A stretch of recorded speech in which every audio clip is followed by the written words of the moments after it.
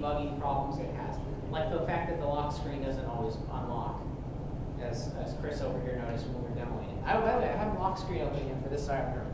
It's really great. It's got 3 sliders, or it's got 2 sliders, and a little lock button at the bottom. What it wants you to do is it wants you to drag the little lock button all the way up across the screen. It doesn't even show you where it wants you to drag. It just it's dragging around a little ball now. I mean, if you just do this, it unlocks. Yeah, you just gotta wiggle it around enough, which is the weirdest unlock screen I've ever seen.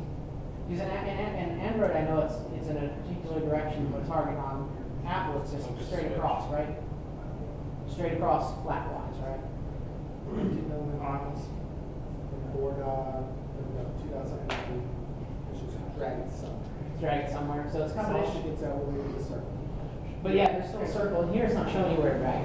So and then 4.0 and above, it's just pick a spot, drag, it unlocks.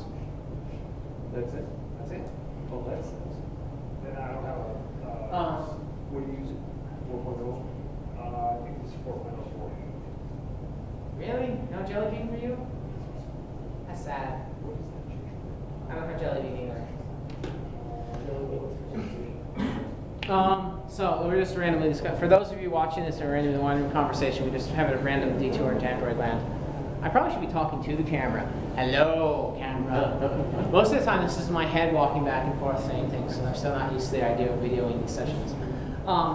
So how do you know where to go from here? Well, that stuff that you needed to ignore before, assuming you're actually a developer, now this is where I'm meeting. I like to have a meeting so that you know that, so that this is interesting, hacky things that you can do for fun, because that's kind of in the spirits of a Linux user group.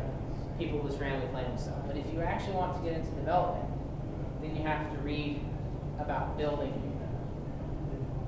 KDE Plasma. This is what I wanted to do before this meeting, so that I could have VNC installed, so we could actually demo using it.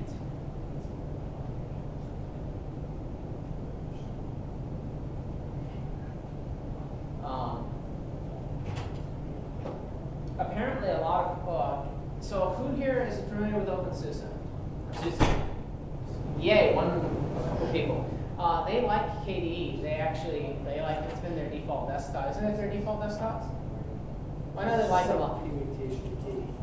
So, there's nevertheless a lot of KDE developers that use SUSE. So there are video instructions here for installing Plasmate, which is their SDK for developing for KDE Plasma. But it ends up being it ends up being confusing for me at the time. Hopefully I'll be able to provide an update of how I successfully did this. Because in addition to this, none of these two things are what we're doing here.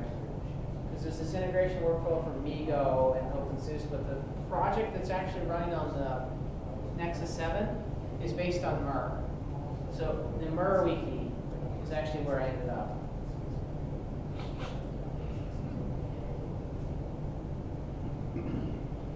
So building against Mer and community OBS, and I sort of petered out at this point and decided there wasn't going to be enough time to actually get it set up. So this is kind of our breaking point now, where I think I'll have some general questions, and then we're going to break for a second and do lightning talks. So I don't know a whole lot about KDE Plasma Active, but I can answer a couple of questions, particularly about why someone would be interested in doing this. So ask.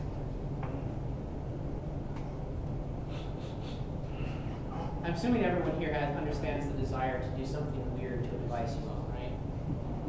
Yeah. Pete, you have a question? Your hand moved. Yeah. Something weird. I bounce it off the ground. Well, I do have insurance on it, so I done can do that. Do you? It doesn't work. It Yeah, doesn't that would be work, bad. but yours was Windows. Pete, we need to edit it out in case they ever think that I intentionally break this because I've got insurance on it. Oh, no. Of course, I'd never do that. Yeah. So, I'm thinking along the same lines as Cecilia. What would you do with this except, are you really on a plane that much? I mean... Oh, you mean the device itself? Yeah. I use it as my primary, I use it as like a thing to look up things when I'm sitting on the couch. Oh, really? I go to sleep reading books on it. I watch movies on it. I browse the web on it. It runs web browser, everything as fast You as watch can be. movies on it. Yeah, I have Netflix on it, and YouTube. Oh, really? Oh, so you'll watch this on it later on? I could watch this later on. We could be so meta right now. I could put up one of your previous videos and put that in front of the camera. And then we could take that video and video it next month and just be recursive. Yeah. Okay, so it's primarily. It's a content, for most people, a thing like this is a content consumption device. I've actually been doing some development on it because it's small and easy to carry around. I mean, for an example, it fits in a back pocket. Big enough back pocket. Yeah, especially if you're big enough, it fits in your back pocket. It would definitely fit in Pete's back pocket. No, try it. Just don't sit, Pete. Yeah, Just don't sit on it. I've done that before. Luckily, it didn't break. Get it in there. Yeah, it fits fine. I just start walking away. Well, I don't have to like pockets so well. That's the other thing. If you need a little thing to read email and do web browsing, that's a useful thing. But the question I thought that you were asking is why would you install KDE Plasma on here right now? Well, yeah, that was the Because next it's not one. KDE Plasma right now is really a beautiful system. I like the user interface paradigm that it's using. I like the multiple workspaces, but there's not a lot of stuff I can run on it right now. So with any luck, it'll grow, but it's kind of hard to see. It's kind of hard to see anything in the mobile space succeeding right now aside from Android and iOS. So it's fair to say that KDE Plasma is an operating system for that No, kind it's a of user interface. KDE Plasma Active is user a user interface. Yeah. Kind of like Windows 3.1 over DOS. Yeah, or KDE versus GNOME on the desktop. Oh, okay. Or one of those, yeah. E17. Okay. Or E17. Isn't there a mobile effort for E17 as well? There's always been mobile for E17. Awesome. You just can't find any devices that run it. Well, I mean, KDE runs on this, kinda. Oh, I actually saw some updates. I have hope for the next release of this being even more spiffy. Spiffy. KDE is built on the Qt library, and Qt now has, last I heard, was working on Wayland, which is a new graphics backend that replaces X11 or supplants X11. Is that going to be after QT4? No, I think Qt4 is running on Wayland. No, it might be part of the Qt5 effort. Actually, Qt5 is pretty much getting usable. Okay. I mean, it's being used. I'm not sure which one. I think it might be both, but I think that Qt5 on mobile is going to use Wayland. The most annoying thing about being videoed like this is I know a little bit, and Pete takes these videos. So if anyone's online outside of Slug that actually watches this and knows more about this, and you watch this video and you don't necessarily live nearby, you should come to one of these meetings. We'll buy you like beer or something. Well, I don't really drink beer myself, but if you're a normal developer, you'll drink beer or something, and we'll take care of you if you want to come and teach us things. So, but that said, KDE Plasma Active is a fun thing to play around with, and I think I might try building some things for it because it has console, which is probably a better terminal than anything that's available for Android. Because all the terminals for Android have horrible keyboard support, as a couple of people here with keyboard phones can attest. So Would you be able, just as a hypothetical question, would you be able to take my flash drive and copy my Excel files onto that, and then run your little script on them while you're watching TV? Is it that powerful to do that? Oh yeah, are you asking how powerful this thing is? Yeah. Yeah, it's, what are the specs on the Nexus? It has a gig of RAM, I know that. And it's actually running proper Linux now, so we can actually run some commands in console and find out.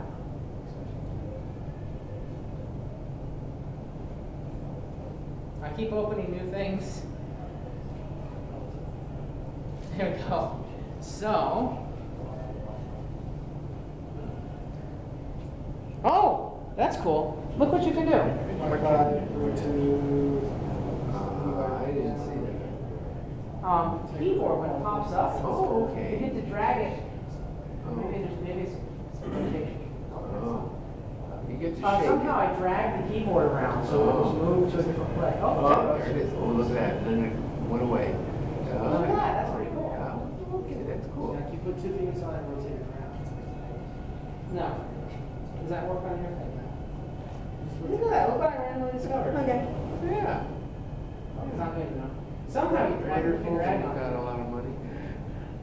he's working, got more money than I am. Yeah. Oh, it rebooted! Woo! It rebooted. Hey, we actually managed to cause the KDE Plasma thing to spontaneously reboot. I touched it. If I Sam touch it, I've heard about this as an bug report, but I didn't know, I never. I don't touch my other things. Anyway, I'm booting back into Android now because that's, because it's actually usable.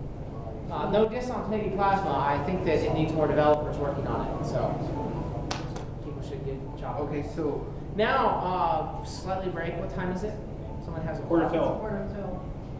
yeah, So we have about 15 minutes, we can do 3 5-minute lightning talks if anyone wants to do that. 5-minute lightning. What's a lightning talk?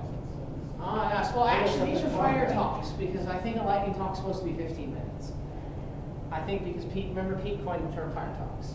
So these are fire talks. A lightning talk is a usually 10 to 15 minute talk, unstructured, sometimes with slides, not unstructured really, but sometimes with slides, sometimes without.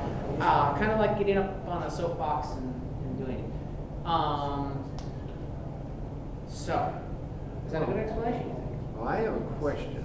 That's a question, that's not like. Question's not allowed. You want me to finish converting your files, right? If you like. I'll copy the directory of the files. Yeah, copy the directory and then at your leisure, convert Well, them. I've already, you see how much I already got now. And then, the next step is to get Art Eaton to come back again Yeah. and show us how to put that into his open source thingy and then expose it to his users.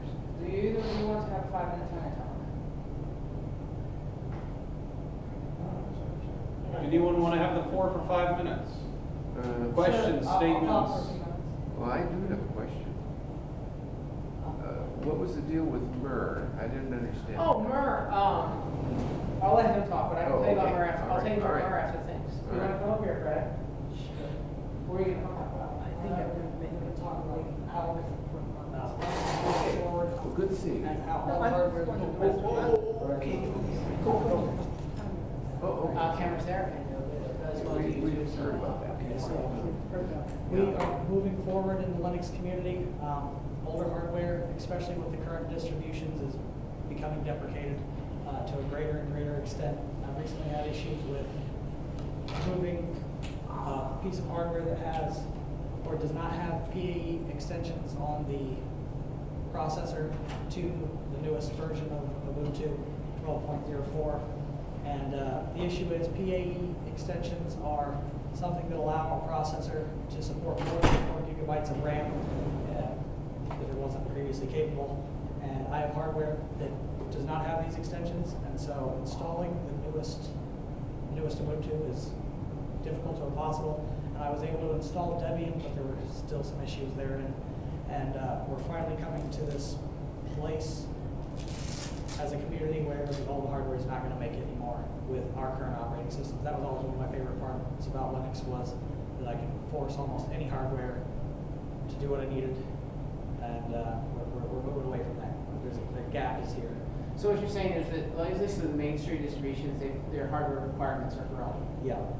And Well, and you think that's a bad thing, or a good thing, or a neutral thing? I don't know, I'm just bringing it up. So I guess neutral. Sloppy, Yeah. sloppy. Ambivalent.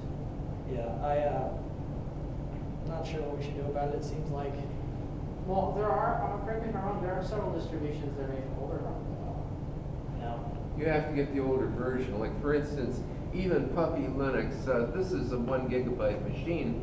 I could not put, I had like 256 on it. I could not install Puppy. And so I had to upgrade it to 1 gig. And then I could install Puppy. Puppy required, I think, 384. So, but of course 1 gig, yes, even Fedora 16 would install, but it's not fast on it, you know, so, yeah. I know what you're talking about. Do you think that it might be useful to have kind of a collaborative or thing, like discussion on the mailing list in the future about tips and tricks for getting older stuff to run? Because I know there's quite a few people that have older hardware, so maybe people pulling their brains together can find one of these distributions, not necessarily a Puppy, but something else that can make it run on these older You know, I think there are somewhere you can find archived older distributions. Well, it can't just be a matter of older, because I No. mean, my phone still has 512 megs of RAM on it, and it's basically running a Linux kernel. I think it's just a matter of choosing applications that are lightweight. You might not be able to run Firefox or Chrome, but if you can run, what? Links? Not Links, no, not some, there's other graphical browsers that Yeah, are based graphical on links. WebKit type stuff. There's slim WebKit browsers that may work. It may Bare just be a bones matter Chrome. of picking the software that is still compilable to be small. Well, I imagine that's more of a kernel issue, right, whether it requires DAD or not. Yeah, it's almost definitely. That is a kernel. Well, should we get together a slug distribution? That's not necessarily a good idea, but no, discussing what options are for getting older stuff to run. I mean, it would be a perfectly Slug valid OS. thread. It could be a perfectly valid continuing style of thread where someone goes, all right, guys, I actually kind of Chuck Haskett does this sometimes with some of the stuff he does. I guess I'm talking now. Brad, let's do another discussion, because I'm interested in your opinions on this. Come back up. Maybe the thread could be, in your particular case, you've got older laptops, got 512 megs RAM. Careful, I keep doing that too. It's a hazard. So maybe the thread could go, I've got 512 megs of RAM. This speed processor doesn't support these features. What should I try installing on it? And then go into there. Because maybe Ubuntu and Debian, well, you said you got Debian running on it, and the problem was that it was older? No, Debian I got running, and then it had issues with the wireless drivers being non-free, whereas Ubuntu didn't have the same issues. Whereas if I installed Debian to get the wireless drivers to work, I needed to enable non-free software and then install the wireless drivers. Ubuntu supported Yeah, them. so that was your stumbling block? Okay, no, I was able to install them. Okay. But then after they were installed, I rebooted and I pulled the list of networks and I didn't see my network, so I pressed the hardware switch and it was turned off permanently. Ooh. Yeah, no amount of turning back, like I went and messed with BIOS and. RF kill? Did you do the RF kill command? Okay, that might be one. All right, so I think that. Fool around with trying to get the hardware switch back on for. Have you tried Arch Linux before? Was that Arch? Arch, yeah. Maybe I should try helping you with that. I would like to move to Arch Linux. I'm trying to get the current laptop I'm working with, I'm trying to get this installed for it to sell. Okay, and you don't want to get someone Arch Linux necessarily. The reason I want to I just wanted to get a current distribution on. I was able to get the software I needed to run with Squeeze 6.04, or the last Squeeze for Debian, and then Debian 7 came out and tried to put that on and get the same results with Debian 7, but His packages migrated to different names. well, There's been people that we were just discussing earlier, like Qt's 5 is becoming the mainstream thing. But I have good news. The reason I'm able to sell this laptop with Linux is because of digital restriction management issues with a GPS device that is allowing me to sell a laptop with Linux as opposed to them buying a new laptop with Windows. So it's like DRM related to GPS, huh? Yeah, and they got a GPS data logger, and it comes with a disk, and you can install the software, and then there's a code.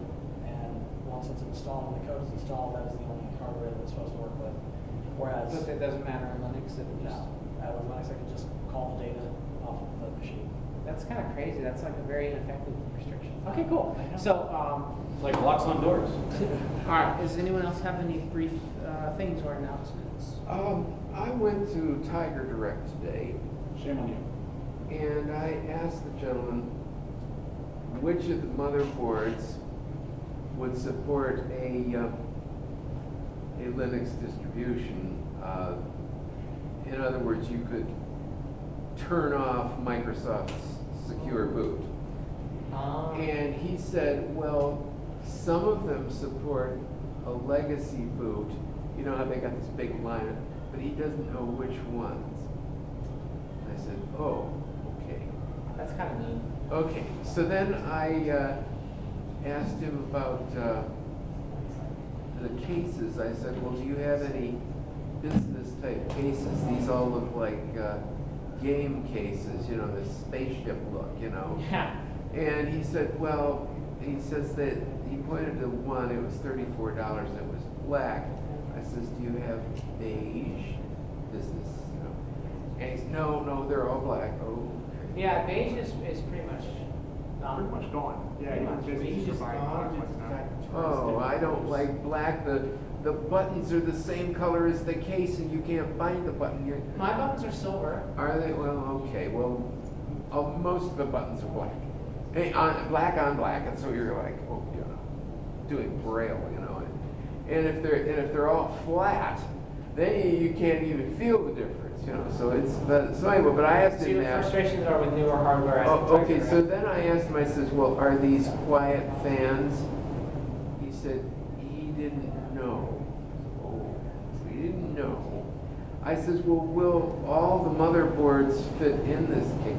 He didn't know that, so I said. Well, they're actually, yeah, you can actually find, that actually is really easy to find out because all the motherboards should list their size format. Yeah. Well, anyway, I thought he should know that.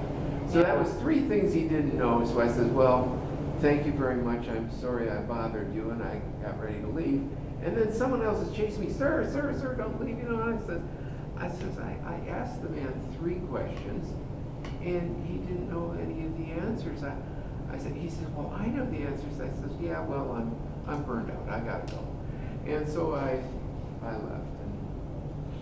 So So that was your random. That's my random news for today. I would call that, we could call this Pete's, P-Trans? Pete's, I don't know, it's like that technological version of Get Off My Lawn. I think it's called Kind of, soapbox. yeah. Yeah. All right, so, announcements? Yeah. Brian? I was just wondering if, what people thought of the presentation from Texas last week, if anybody learned anything. Was anyone I mean, the very few people that are here were there. 3 people in this room were there. At least. Whether or not they thought it was, useful and if they thought it was appropriate or inappropriate. Useful in what manner? Did you learn something that you can use? Like about making a resume or the job. Resume. No, this was, what event are you referring to? When the 2 people and last the 2 week. businessy people were talking to us. Yeah, that was interesting, yeah. Yeah, I especially like the ChickfilA lunch that they brought. It was something I could use. Was that gone like 10 minutes after it started? No. Yeah, 15 minutes. Yeah. Yeah, they didn't bring enough, but what they brought was very tasty. Well, that's because people didn't RSVP Who? properly. Who handled the RSVP numbers? Bill. Bill? Always double.